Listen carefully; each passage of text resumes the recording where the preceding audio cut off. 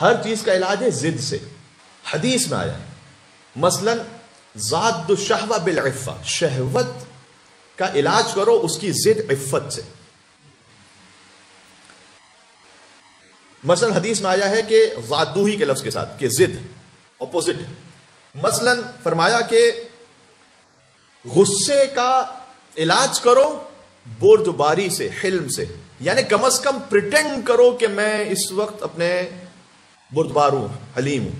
مولا کائنات نے فرمایا کہ میڈیکل سائنس میں بھی ہے یہ کہ ڈاکٹرز یہ کہتے ہیں کہ آپ اگر صحیح نہیں بھی ہیں، if you are not well, آپ کم از کم اوکے رہیں. جب آپ اپنے آپ کو اوکے ظاہر کریں گے آہستہ آہستہ آہستہ آہستہ خود بھی اوکے ہو جائیں گے. تو امام نے فرمایا کہ اگر تم حلیم نہیں ہو، تم غصے کو ضبط نہیں کرتے، فتحلم، کم از کم اظہار یہ کرو کہ جیسے تم حلیم ہو. خود بخود آہستہ آہستہ آہستہ آہستہ وہ صفت واقعاً بھی تمہارے اندر پیدا ہو جائے گی. ایک کتاب ہے معراج السعادہ، بہت اچھی اخلاقی کتاب ہے. پہلے ایسا ہوتا تھا کہ حوض علمیہ میں کوئی بھی طالب علم آئے تو اسے ایڈمیشن نہیں دیتے تھے، کہتے تھے آپ یہ کتاب پڑھیے، اخلاقی نصیحتوں پر مشتمل کتاب، علم اخلاق پر، اور پھر آپ کو ایڈمیشن ملے گا. اس کتاب میں صاحب کتاب یہ لکھتے ہیں آغا نراقی کہ مثلا اگر کوئی بخیل ہے، مال خرچ کرنے میں اس کے لیے اتنا دل لگتا نہیں، تو چاہے کچھ مرتبہ وہ ریاکاری کرتے ہوئے ہی انفاق کرے. ریاکاری ویسے صحیح نہیں ہے لیکن یہ علاج ہے. کبھی کبھی آپ کو ٹریٹمنٹ کے لیے کچھ کرنا پڑتا ہے، تو ریاکاری کرتے ہوئے ہی اگر اس کو کرنا ہے تب بھی کچھ ایسا کام کرے، آہستہ آہستہ آہستہ انفاق کا واقعی جذبہ اس کے دل میں پیدا ہو جائے گا، پھر ریاکاری چھوڑ دیں. تو اگر فرض کیجیے کوئی خوش اخلاق نہیں ہے تو اللہ کی خاطر نہ صحیح، چاہے دکھاوے کی خاطر صحیح، خوش اخلاقی سے پیش آئے. جب یہ بہت کرتے رہیں گے آپ، خود بخود واقعاً خوش اخلاقی پیدا ہو جائے گی آپ کے دل میں. بات واضح ہو رہی؟ یہ ہے علاج.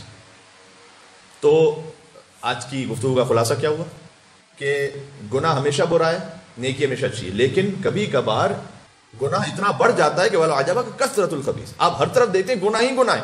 جو گناہ نہ کرے اس پر لوگوں کو تعجب ہوتا ہے.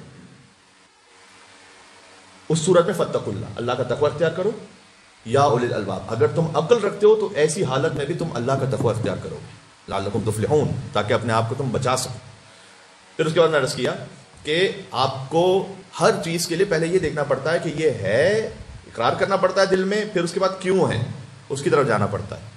مال حرام اگر کوئی کمانے کا عادی ہو گیا ہے تو پہلے تو وہ اقرار کرے اپنے دل میں کہ میں حرام کما رہا ہوں. اگر وہ توجیہ کرتا رہے گا، جیسے میں نے کہا کہ اگر توجیہ ہے گناہ، یعنی ایکسکیوز دینا گناہ کا، گناہ سے بھی زیادہ بدتر ہے.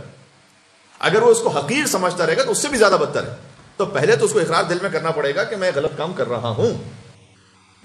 اس کے بعد یہ مرحلہ آئے گا کہ کیوں کر رہا ہوں. مثلا اس لیے کر رہا ہوں کہ حب دنیا مجھ میں بہت زیادہ ہے، تو مجھے ہر طرف سے حرام، چاہے حرام آ رہا ہو مجھے چاہیے، حب دنیا بہت ہے.